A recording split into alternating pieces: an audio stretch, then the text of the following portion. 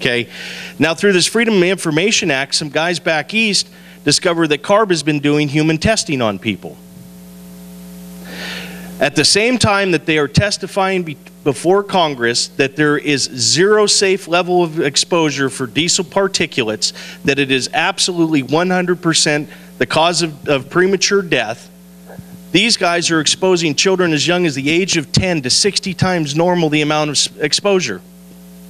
They're taking kids and sitting them down in universities and running hoses into their nose and directly pumping in so that they can ingest diesel particulate matter.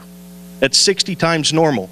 They're taking groups of asthmatics, putting them on exercise equipment, and then pumping diesel exhaust fumes into the room to see if they can cause a reaction. Because they know their science doesn't hold up.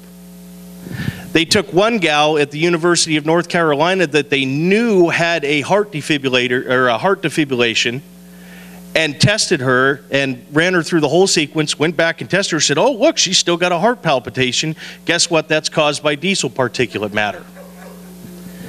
Now, the problem with this is at the end of World War II, about 1945, when the truth started to come out about the Nazis and the medical tests that they had done and the different things that they had done, the world got together and said, never again. This shall never happen again.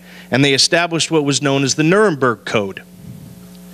Well, the California Air Resources Board and 10 universities in the United States of America and 6 universities abroad, and the EPA funding them with your money, has violated that.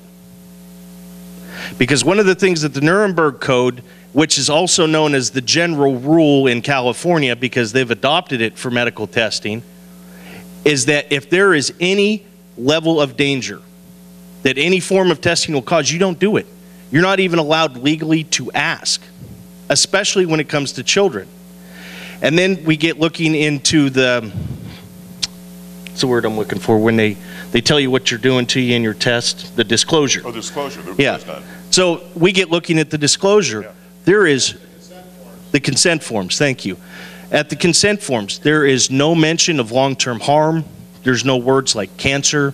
There's no words like asthma, small diesel particulate matter, acute cause of death, you know, cancer causing, none of that. They didn't even disclose to these people what they were doing to them.